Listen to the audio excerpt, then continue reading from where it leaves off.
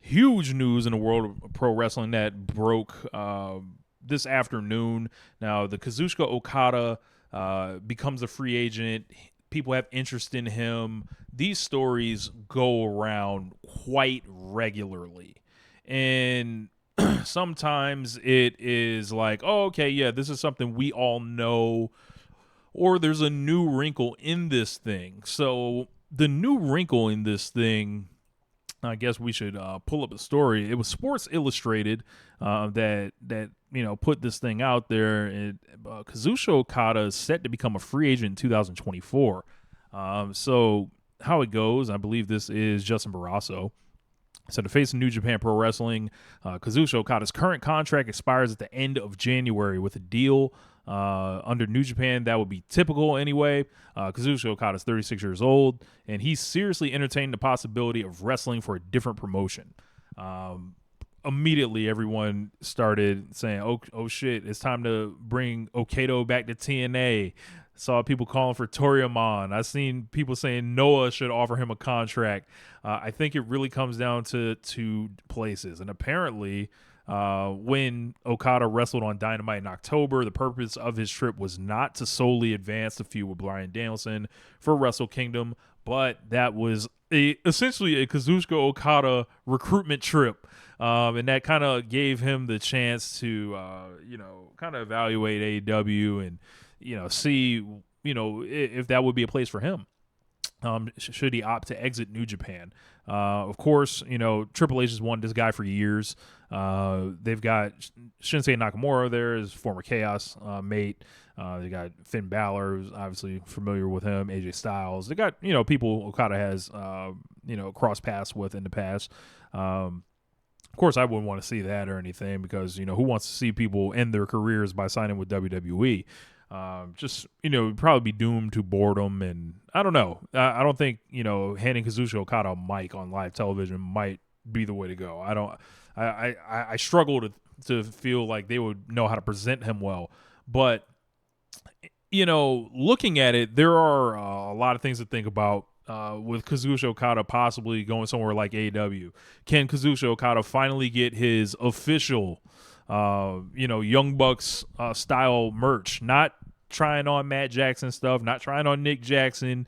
We got to get the real Rainmaker, clothing and everything like that. Jokes aside, I don't think this would actually, like, if Kazuchika Okada jumps, he jumps, whatever. Whether he goes to AEW, I would like it. AEW is my favorite promotion. I would love to see a guy that obviously has all this history with these guys, come over, and he would obviously be used, how he's used. But as far as like for the health, I think of the wrestling business, I don't think my initial want would be for Okada to sign with either WWE or AEW. I would want him to stay in New Japan Pro Wrestling. Like, there's nothing to me that, like, Kazuchika Okada will never be bigger in any other promotion than he would be in New Japan Pro Wrestling. Could this be a financially related thing?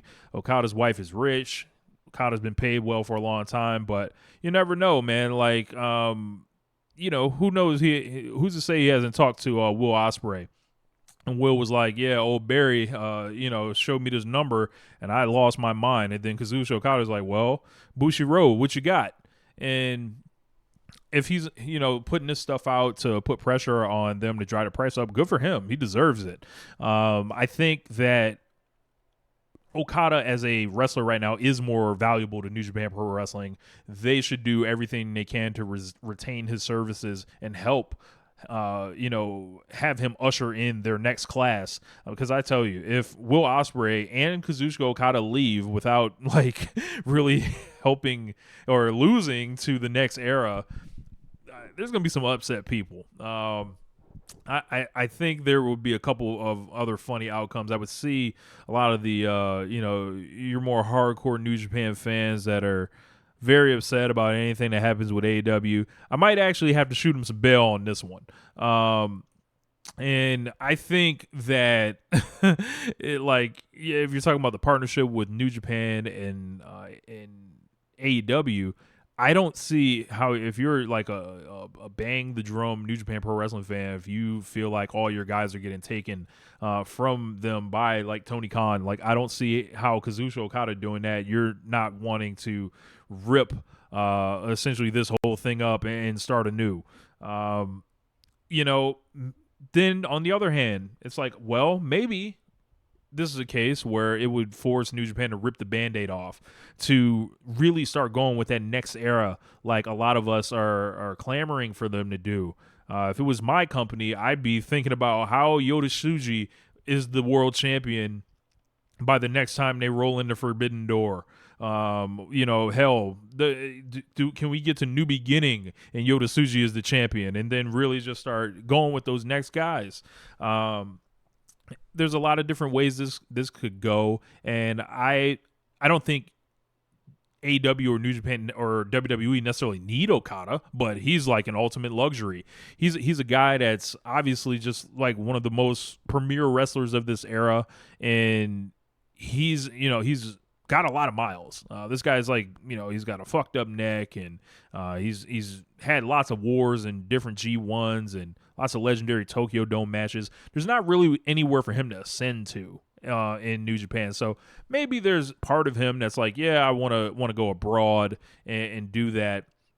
But for me personally, I think for the best of wrestling, I think Bushiroad better find the money, find the yen, because if if they don't, I'll welcome them with open arms into U.S. wrestling, and in particular AEW. I think there are a lot of great opportunities there. A lot of history, obviously, with Will Ospreay, Kenny Omega. Who wouldn't want Okada and Omega 5 on a show like Wembley Stadium or something like that?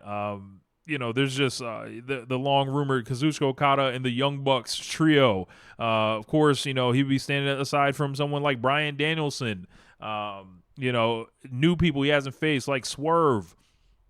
People that he faced early in their careers that are not the same. Hangman Page. Of course, Jay White and Okada have lots of history. So, like, there's guys everywhere you look. Let the pillars. We got comments. Brewhaven saying Okada and Darby Allin. That'd be like an interesting match. See if he could speed Okada up. We know Okada doesn't like young guys, so he can just import that Jumbo Tsuruta like gimmick on over.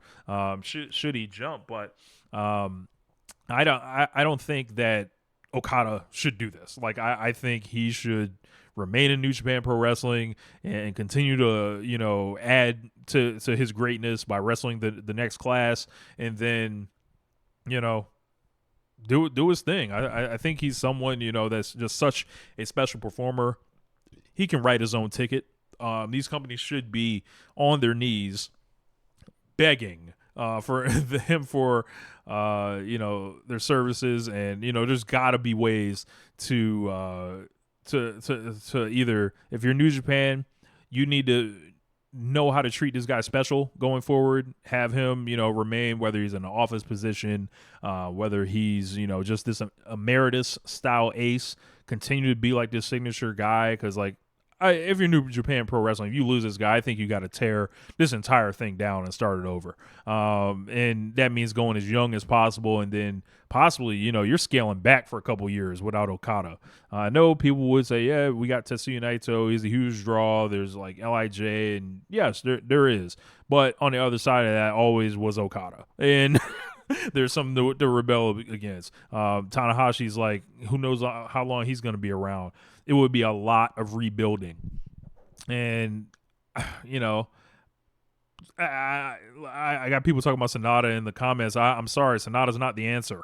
Like, Sonata's not going to captivate the audience and the imagination like Kazuchika Okada has for a decade plus.